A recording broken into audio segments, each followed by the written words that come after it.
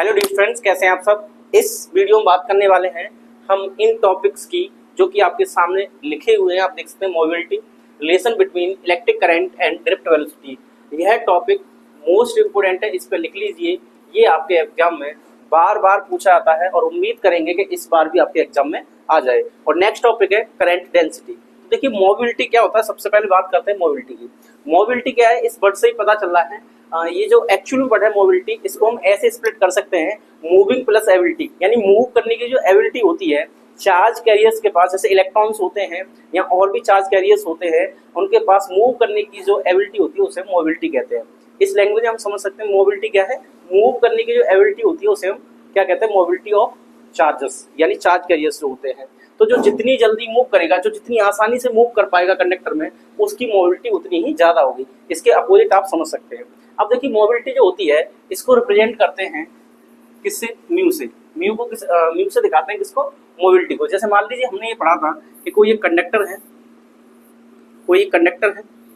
इस कंडक्टर में क्या हमने बैटरी को कनेक्ट कर दिया है। इस कंडक्टर में क्या किया हमने, बैटरी कनेक्ट कर दी, ये नेगेटिव टर्मिनल और ये पॉजिटिव टर्मिनल। अब होगा क्या, इस पॉजिटिव टर्मिनल और नेगेटिव टर्मिनल की वजह से यहाँ पर एक इलेक्ट्रिक फील्ड जनरेट हो जाएगा और इस इलेक्ट्रिक फील्ड से इसमें जो इलेक्ट्रॉन्स होंगे उन पर एक फोर्स रहेगा इस डायरेक्शन में। तो ये सारे के सारे फ्री इलेक्ट्रॉन्स जो हैं, ये पॉजिटिव टर्मिनल की ओर एक वेलोसिटी से एवरेज वेलोसिटी से, किससे, एक एवरेज वेलोसिटी से मूव करते हैं। किधर, पॉजिटिव टर्मिनल की ओर, यानी इलेक्ट्रिक फील्ड के अपोजिट एक एवरेज वेलोसिटी से ड्रिफ्ट करते हैं। एवरेज वेलोसिटी से क्या करते हैं, ड्रिफ्ट करते हैं, यानी मूव करते हैं। उसको हम कहते हैं ड्रिफ्ट वेलोसिटी। क्या कहते हैं, ड्रिफ्ट वेलोसिटी। तो यहाँ पे मोबिलिटी क्या होती है, ये जो ड्रिफ्ट वेलोसिटी होती है, ये इसमें डिवाइड कर दो इस इलेक्ट्रिक फील्ड का, तो ये जो निकल के आएगा इसको हम मोबिलिटी कहेंगे।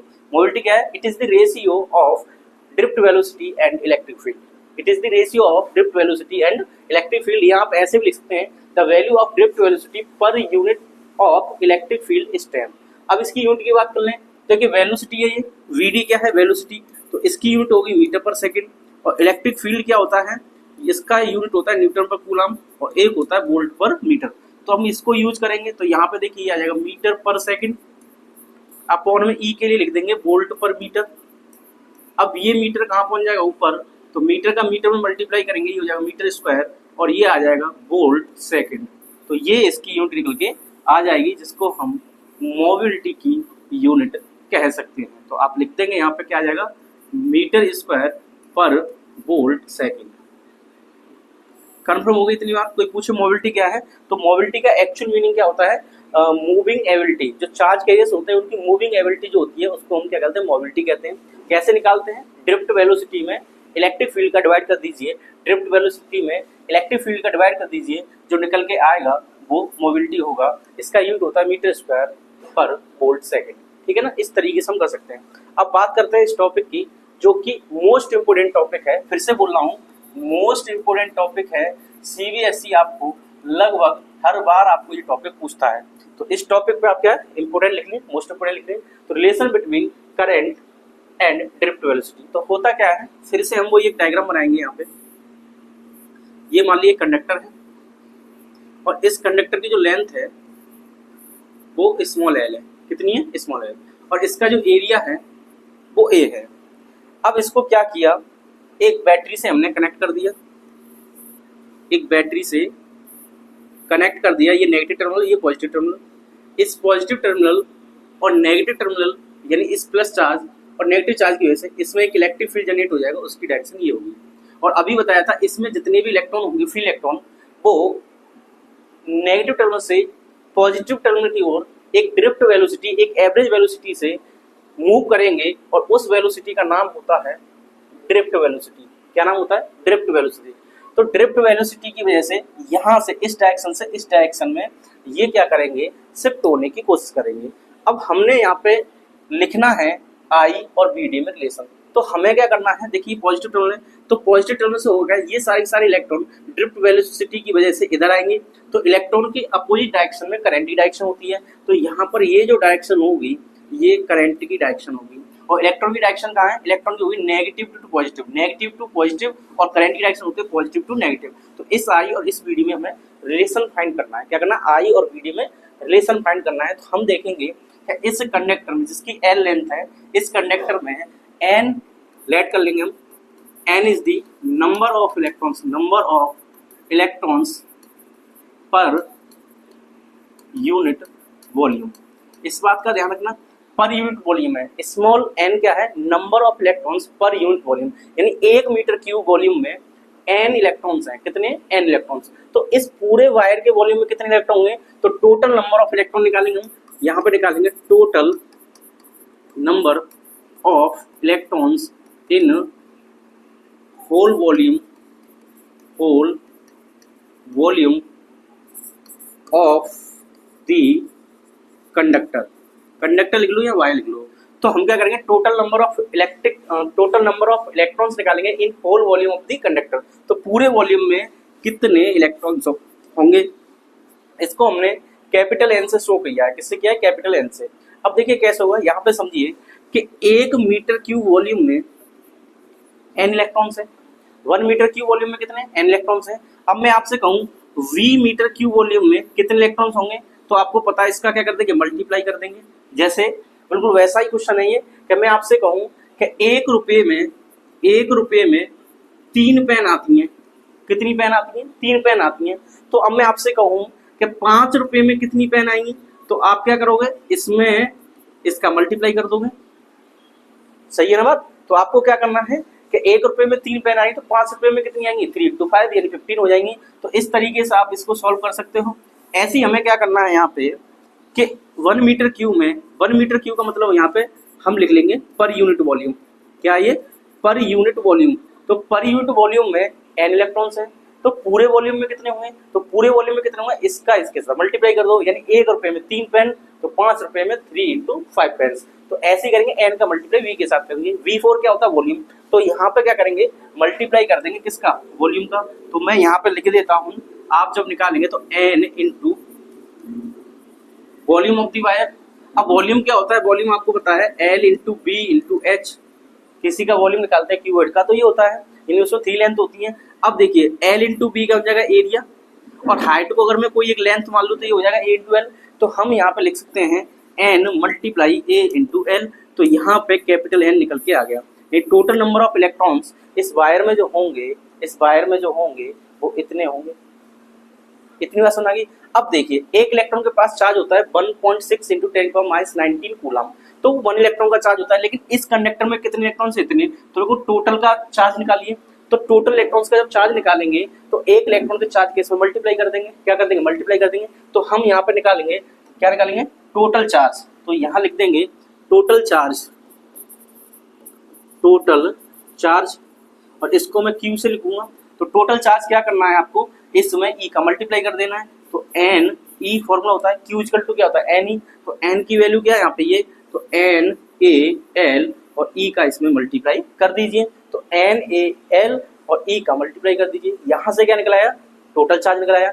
अब हमें किस में रिलेशन निकालना है, I और VD में। अब देखिए I = क्या होता है, I = होता है Q/T। क्या होता है, Q/T।